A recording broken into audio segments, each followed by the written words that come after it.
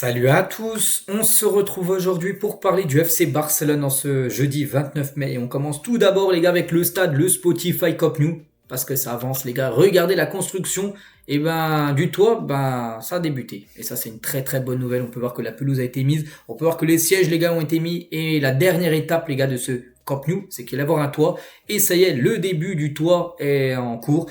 Et ça, bien évidemment, c'est une très bonne nouvelle avant, bien sûr, du retour du FC Barcelone. Dans ce stade, n'oubliez pas que le Barça devrait revenir en septembre dans le stade. Bon, le toit ne sera pas mis, mais voilà, les matchs pourront de nouveau être accueillis avec une jauge réduite. Et ça, bien sûr, c'est une avancée. Et l'herbe et les lignes marquées du Spotify Camp Nou ont été réparées. Les travaux des premières et deuxième tribunes et la construction de la section VIP, ainsi que la troisième tribune avancent comme prévu. Et maintenant, construction on va dire du toit. N'oubliez pas, il y aura un écran géant qui fera 360 degrés sur le toit du stade. On continue, on va parler cette fois-ci de Pau Cubarsí, donc jeune défenseur du Barça, donc grand favori pour le Golden Boy 2025. Donc voici le top 10, ça a été dévoilé, le top 10 mise à jour à mai 2025, donc ça n'a pas encore beaucoup bougé. Bon, Lamine Yamal est numéro 1, mais Lamine Yamal, vu qu'il a déjà remporté ce prix, quand tu le gagnes une fois, tu peux plus le remporter une deuxième fois.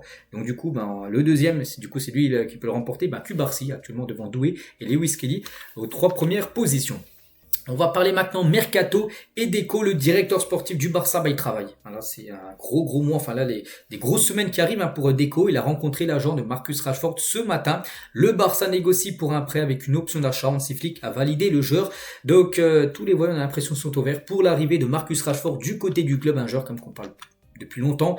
Parce que, bien sûr, il y a Luis Diaz. Obtenir Luis Diaz est très difficile. Du coup, le plan B serait Marcus Rashford, qui est... c'est pas non plus facile, mais ce serait beaucoup plus jouable de faire venir Marcus Rashford que Luis Diaz. Donc c'est pourquoi le Barça progresse avec Marcus Rashford. Il est très obsédé par l'idée, lui, de jouer au Barça. Donc déjà, les deux ont envie de venir au Barça.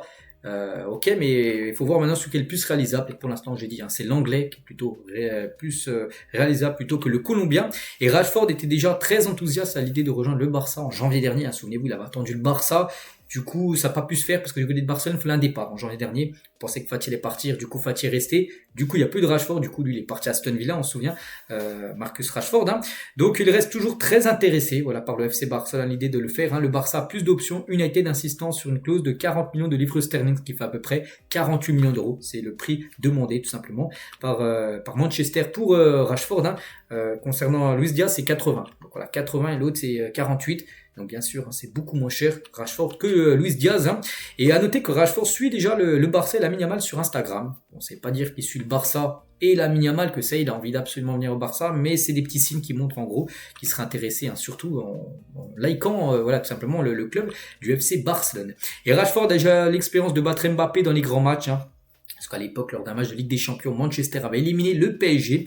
Et Rashford jouait dans cette équipe de Manchester United. Donc on verra les gars concernant Rashford. Je vous ai dit, c'est jouable. C'est jouable. Après, bien sûr, Deco n'aime pas Marcus Rashford autant que Luis Diaz. Comme j'ai dit, pour Deco, directeur sportif, le plan A, je vous l'ai toujours dit, c'est Luis Diaz.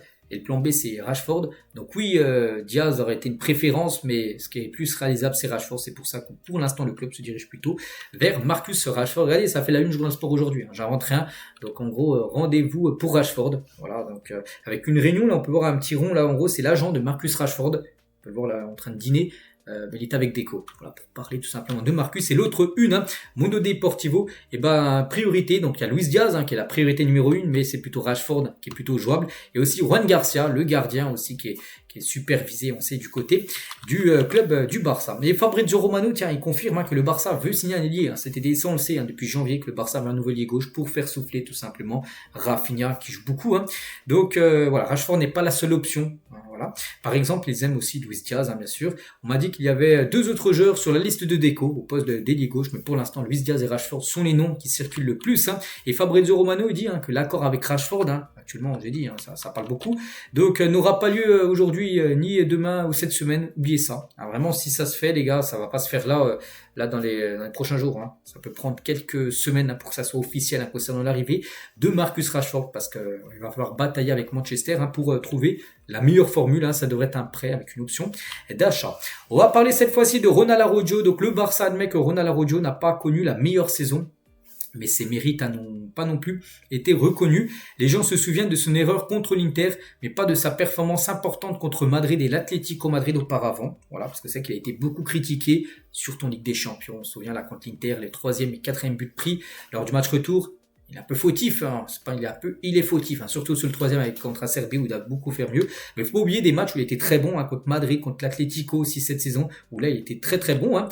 Donc Deco et Hansi Flick ont décidé que Araujo n'est pas à vendre, hein, voilà, qu'il sera conservé. Ils le considèrent comme le meilleur défenseur en 1 contre 1 de l'équipe et pensent que les fans ont été injustes envers lui cette saison, même si pour l'instant, actuellement, aux yeux de Hansi Flick, c'est plutôt un remplaçant. C'est plutôt maintenant, c'est la charnière Cubarsí avec Inigo, les titulaires. On a pu voir lors des grands matchs, lui c'est plutôt un joueur qui vient en fin de match. Hein.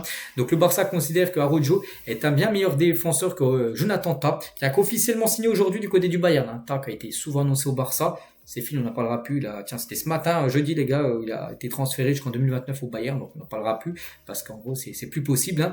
Après, si Tah serait venu, on pense qu'Araujo serait parti. Mais vu que la Tah a signé du côté de Bayern, Araujo devrait rester, hein, du côté du club. Il y aura bien des départs en défense. On pense peut-être plutôt à Christensen, hein, qui pourrait bien sûr quitter l'équipe. Hein. Et le Barça, comme je dis, ne vendra pas Araujo. Ils sont convaincus que s'il signait pour l'Inter ou Liverpool, il deviendrait le meilleur défenseur central du monde. Hein. Et bien sûr, après, il sera un peu dégoûté, le Barça. Hein. Donc, au lieu de cela, le personnel d'entraîneur se concentrera sur son adaptation au football de Hansi Flick. Voilà. Avec Hansi Flick qui joue aussi avec une ligne défensive très haute, hein, sur le terrain. Donc, c'est à lui maintenant de s'adapter à ça, tout simplement. Le joueur Araujo. Voilà, ce qui veut dire sur lui que pour l'instant il n'est pas à vendre. Après Mercato, on verra, hein. Après ça peut changer à tout moment. Un journaliste, les gars, du journal Sport, il a déjà seulement 17 ans, il a parlé de Lamine Yamal, hein, a déjà plus de 100 matchs avec le Barça et a pour objectif d'être One Club Man. Hein. Donc voilà, donc même Messi n'a pas été autorisé à le faire. Sera-t-il capable de le faire? Cela dépendra de sa santé, de sa régularité, de son amour pour le club. En gros, One Club Man, c'est-à-dire un seul club pour un homme, en gros, c'est-à-dire faire toute sa carrière. Il a été formé à la Masia. Donc là, pour l'instant, c'est joué toute sa carrière au Barça, c'est qu'il n'a pas les Messi. Messi n'a pas joué toute sa carrière au Barça. Il a joué au Barça longtemps, mais après il était au PSG. Là, il a Inter Miami, donc il a fait d'autres clubs. En gros, voilà, ce journaliste espère que Lamine Yamal fera toute sa carrière, tout simplement, au FC Barcelone. Hein. Et si Lamine Yamal gagne tous ses bonus la saison prochaine, hein, il sera le joueur le mieux rémunéré, le mieux payé du côté du Barça. D'ici la dernière saison de ce contrat, son salaire de base sera également le plus élevé de l'équipe si aucune nouvelle star n'émergeait. Voilà, s'il n'y aurait pas d'autres signatures, un joueur qui coûterait très cher, enfin tu proposes un gros salaire, ce serait lui le plus gros salaire là, des futures années pour Lamine. On va parler, on revient sur Luis Diaz et aussi Rafinha. Donc s'ils veulent vraiment rejoindre Barcelone, Luis Diaz doit suivre l'exemple de Rafinha et en faire tout son possible pour signer au club. Hein. Rafinha assisté auprès de Leeds. Hein. C'est que Rafinha, les gars, vont venir au Barça.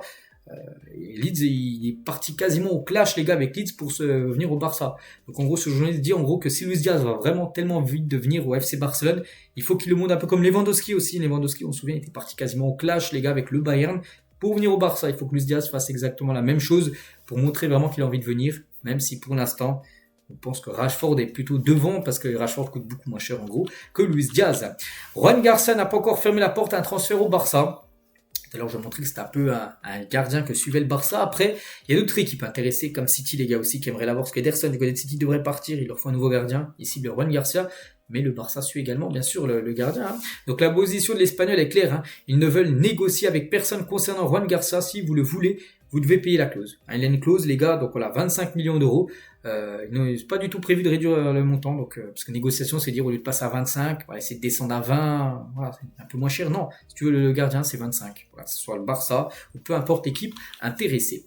L'équipe de la saison en Liga selon Optam, donc voici les meilleurs joueurs avec pas mal bien sûr de joueurs du FC Barcelone. Tiens, il y a Juan Garcia, tiens, on parlait juste avant, il joue pas au Barça, plutôt à l'Espagnol, mais un gardien qui pourrait être futur gardien de Barça. Donc, il y a Martinez, Koundé, Pedri, Rafinha et Lamine Yamal, voilà, figurent tous dedans.